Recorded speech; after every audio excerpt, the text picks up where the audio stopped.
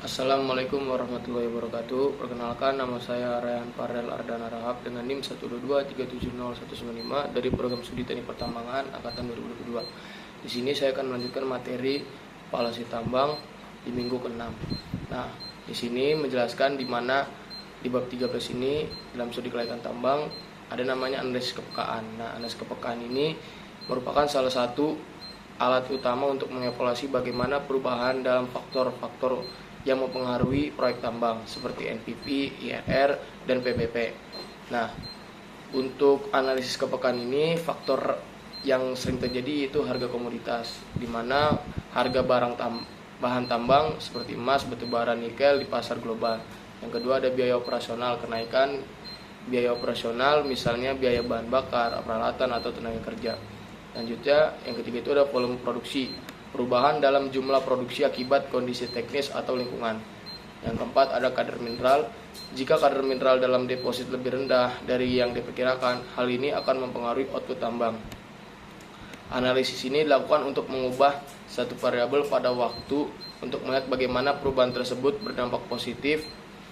Jika proyek sangat peka terhadap perubahan harga komoditas, misalnya perusahaan perlu mengembalikan atau mengembangkan strategi mitigasi seperti melakukan nilai yang mendukung.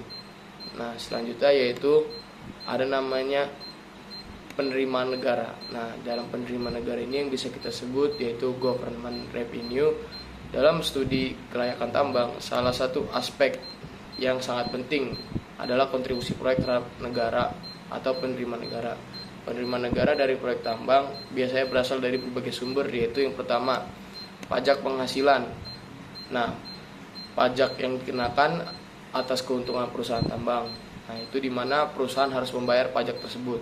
Nah, selanjutnya yang kedua ada royalti, pembayaran yang dilakukan perusahaan kepada pemerintah berdasarkan volume atau komunitas yang ada di perusahaan tersebut. Nah, jadi pembayaran ini untuk royalti kepada pemerintah sesuai dengan komunitas yang ada di perusahaan tersebut dan seberapa banyak itu jumlah cadangannya. Nah, selanjutnya yang ketiga ada pajak pertambahan nilai atau PPN.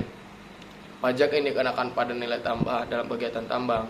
Ini biasanya mempertimbangkan beberapa nilai-nilai yang ada di perusahaan tersebut seperti komoditas ya, terus biaya yang dikeluarkan ataupun beberapa poin-poin yang selalu diperhatikan gitu.